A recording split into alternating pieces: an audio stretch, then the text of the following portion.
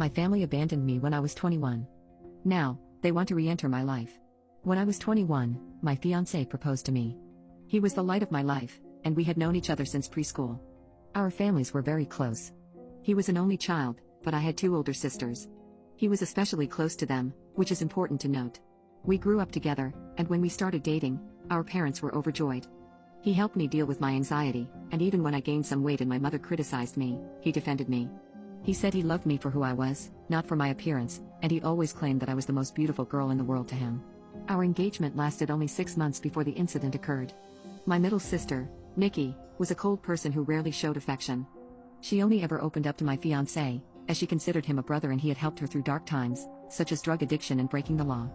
Nikki and I never saw eye to eye. I loved her because she was my sister, but I didn't like her as a person.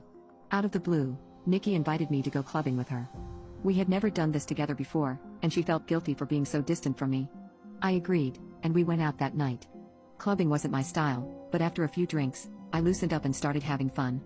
The night was going smoothly until Nikki spotted a guy she was interested in. She approached him, but returned with a sour expression on her face. I asked her what was wrong, but she didn't say anything. I kept pressing her, not wanting our night to be ruined. She eventually told me that the guy didn't want her number but wanted mine instead. I tried to console her, but she remained upset. She excused herself to the restroom, and I waited for her. After over an hour of waiting and sipping on cocktails, I felt dizzy and lightheaded. I decided to take a cab home, thinking Nikki had left. On my way out, I bumped into a friend of hers whom she had briefly dated. He offered to help me to my car, but I told him I was taking a cab. He said he was leaving too and suggested we share one. I agreed, and we got into the first cab we saw. As I tried to find my phone in my purse, I became dizzier. I blacked out and awoke the next morning on a hard sofa, my head pounding. Realizing I was in Nikki's friend's house, I noticed my phone on the glass table in front of me, dead. The friend explained that I had passed out in the cab, and since he didn't know my parents' address, he brought me to his place and laid me on the sofa. I told him I needed to go home because my fiancé would be worried. He called the cab, and I left. When I arrived at my parents' house, I found my mother, father, Nikki, my fiancé, and his parents all standing in the living room. I thought they were worried about me, but as soon as I opened my mouth, my fiancé accused me of cheating on him.